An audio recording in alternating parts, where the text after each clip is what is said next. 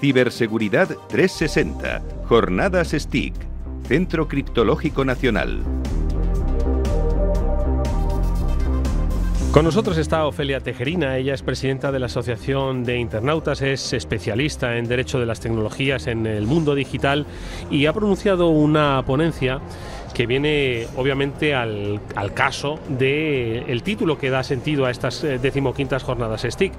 Ofelia ha hablado de información sensible y ciberseguridad. Las jornadas llevan como lema Ciberseguridad 360 grados, la protección de la identidad y del dato. Ofelia, bienvenida, ¿cómo estás? Muchas gracias, muy bien, gracias por invitarme. Nos acompaña Pablo Sanemeterio. Pablo.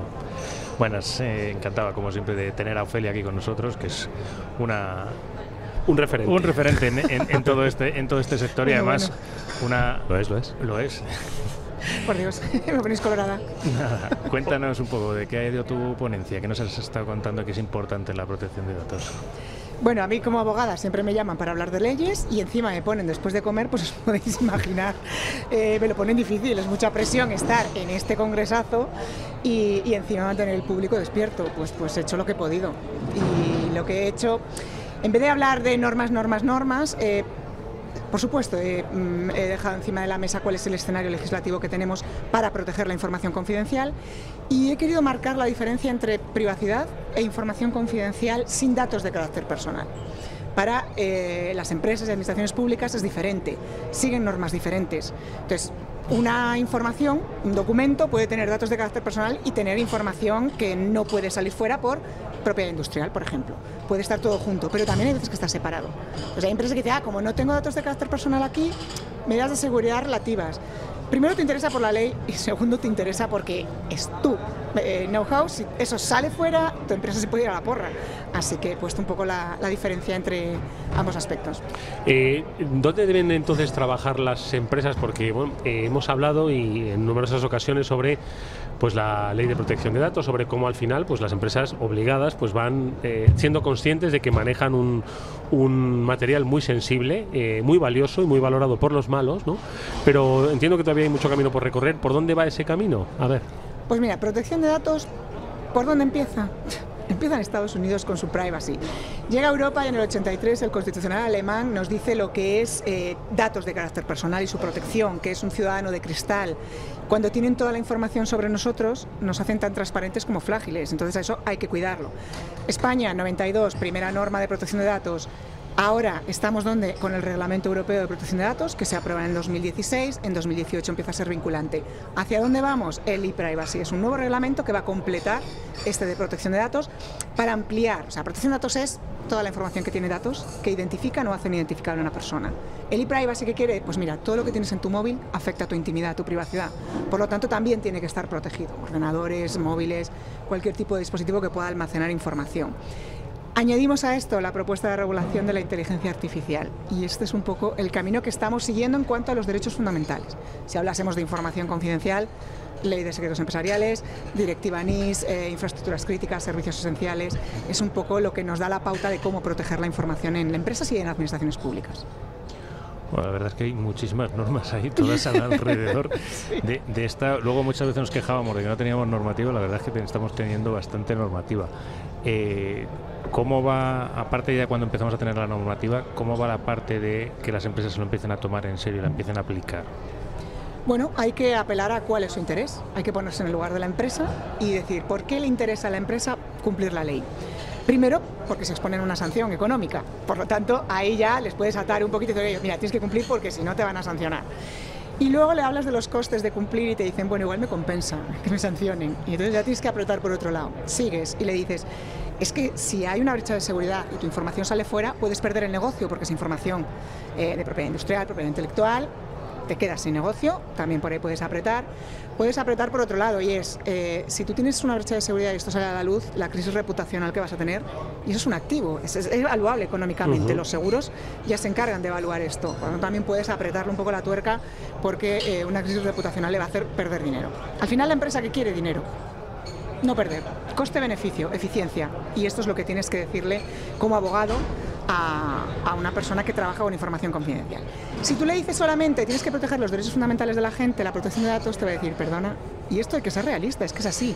Habrá gente más involucrada menos, con programas de responsabilidad social corporativa maravillosos, en fin, hay que ser muy prácticos. La ley nos dice ciertas cosas y hay que cumplir ad hoc para la empresa, el tipo de negocio que tienes, tipo de información que tratas, tampoco hay que pasarse de frenadas.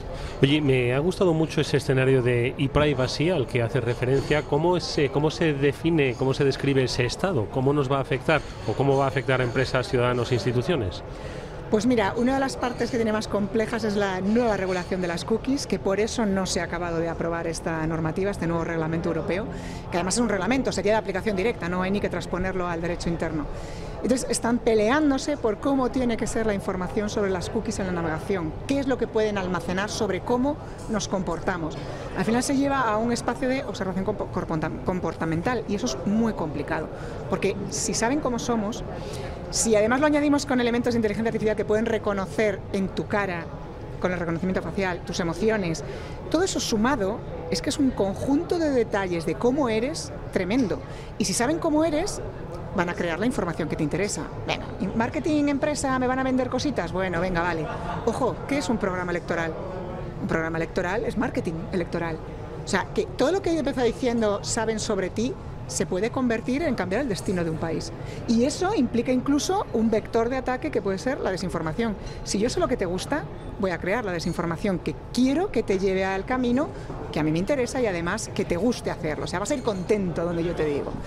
Todo esto tiene unas implicaciones en la privacidad y el comportamiento de los seres humanos tremendo, pero también en el destino de los estados. Por tanto, tienen que entender que nuestros dispositivos y cómo nos comportamos en las redes y lo que almacenamos es muy, muy, muy sensible. Sí, ya ha habido varios avisos en los últimos 4 años, ha habido varios avisos, pero que parece que no acaban de hacer mella, por lo menos en el ciudadano, porque claro, aquí por supuesto que son los estados los que deben tomar parte en este asunto, pero sobre todo el ciudadano saberse que sus datos son valiosos y que lo que él ofrece pues está siendo mercadeado para mover su voluntad.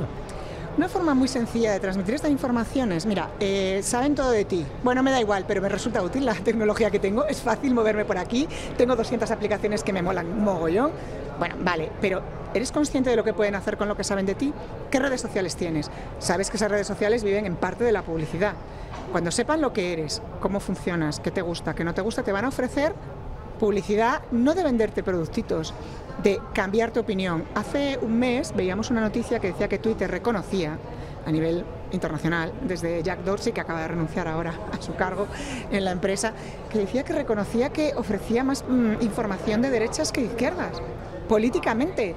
Es que no es que te vayan a vender el último producto de Apple, es que te van a vender a un partido político y vas a vivir en un estado en el que a lo mejor no te gusta lo que pase. Y eso ya a la gente no le hace tanta gracia. Que te manipulen el sentido del voto, que te manipulen la toma de decisiones de voy a hacer este seguro o voy a comprar un terreno en este sitio porque es una inversión y resulta que es un fiasco. Que te pueden mover hacia donde quieren. Es que debemos trascender aquello de, mira, busqué un vuelo a Mallorca y ahora no hace nada más que salirme información de Mallorca. Bueno, pues es eso y mucho más allá.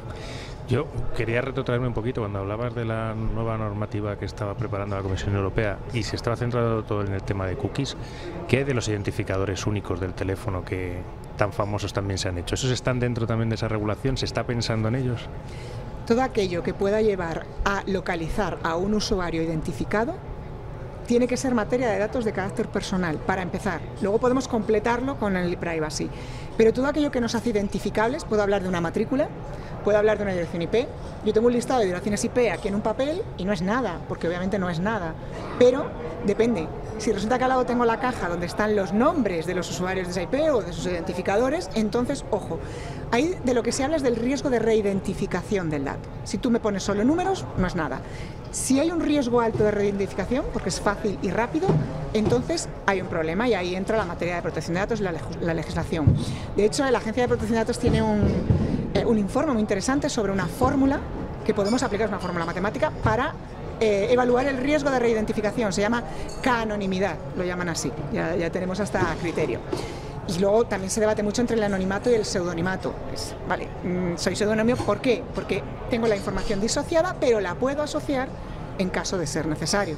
Esto es, en la persecución de delitos graves, autoridades públicas, bla, bla, bla. Entonces ahí, el que la gente pueda ser reidentificada para estas cuestiones, cuando se habla de delitos graves, muy bien. No me quiero retrotraer a aquellos años en los que se pedía que la gente fuera reidentificada como usuario de redes P2P para propiedad intelectual. Y nos lo vendían como el derecho fundamental, porque no, mire, la protección de datos es mucho más importante que la propiedad intelectual. Y el problema de abrir la manga y de abrir el melón y decir, vamos a poner esto el pseudonimato, es ¿para qué?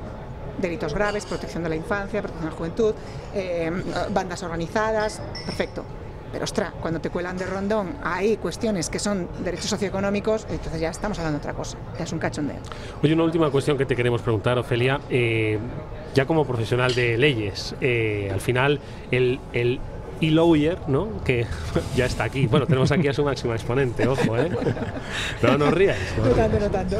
Pero bueno, a la profesión se ha ido adecuando. Es que hoy todo es digital, ¿no? Es decir, cualquier aspecto de carácter empresarial, de carácter social, todo tiene una implicación digital. ¿Cómo va esa, digamos, actualización de la profesión jurista en el terreno de lo digital? Pues mira que yo soy alegre y optimista, pero es que es un desastre, es que vamos tardísimo. Bueno, digo la profesión y también los tribunales, ojo, que es que al final... Efectivamente, el hecho de que vayamos tardísimo es lo que causa que luego en los tribunales las cosas no funcionen tan bien como podrían funcionar si hubiéramos llegado antes a la educación desde las primeras... formas de estudiar, o sea que desde el instituto te pueden dar nociones, pero cuando llegas a la carrera, especialmente carreras técnicas que necesitan conocer legislación y las carreras de derecho que necesitamos conocer cómo funciona la parte técnica, hemos ido tardísimo, pero tardísimo hasta grados extremos. Yo te puedo decir, llevo 20 años trabajando en materia de Legaltech, derechos y tecnología. En estos 20 años yo he propuesto en una universidad muy importante de Madrid, cuando era delegada de los alumnos de doctorado, que se pusiera como asignatura troncal Derecho Informático, se llamaba así entonces, no hubo manera. Ahora soy directora, pasado el tiempo, soy directora de programas docentes de posgrado con Legaltech. Gracias a Dios, esto está empezando a funcionar 20 años después. O sea, yo mi máster de Derecho Informático lo hice en 2001. ¿Cómo es posible que en los grados de Derecho no haya todavía una asignatura troncal de Derecho Informático? Claro, luego te sorprende que la justicia, cuando te acercas a los juzgados, no se sepa. Y aquí digo, ojo, esto es a favor de los jueces y de las personas que trabajan en la justicia. Tú no tienes que saber de medicina, de arquitectura, no tienes que saber de todo, claramente. Pero sí tienes que tener capacidad para decir, por el hecho de saber utilizar un móvil y saber usar WhatsApp no significa que entiendas de tecnología. Contrata un hacker, el forense informático, el perito de ciberseguridad. Eso es lo que necesitamos, más hackers ayudando a la justicia. Y ahí sí, cuando la gente dice, no tenemos recursos, la justicia va lenta, mira, tienes expertos maravillosos que pueden darte la perspectiva correcta, que nos falta a los estudiantes de Derecho, y sigo siendo estudiante porque tengo el segundo doctorado, y no hay manera de que esto acabe de centrarse, es desesperante. Ofelia Tejerina es presidenta de la Asociación de Internautas, sabe mucho de derecho digital. Muchas gracias por haber estado con nosotros, por habernos actualizado este entorno normativo que está por venir y que, ojo, bueno, pues está por ordenar muchas de las cosas que están pendientes. Así es, seguiremos trabajando en ello. Muchísimas gracias por invitarme. Gracias, hasta luego.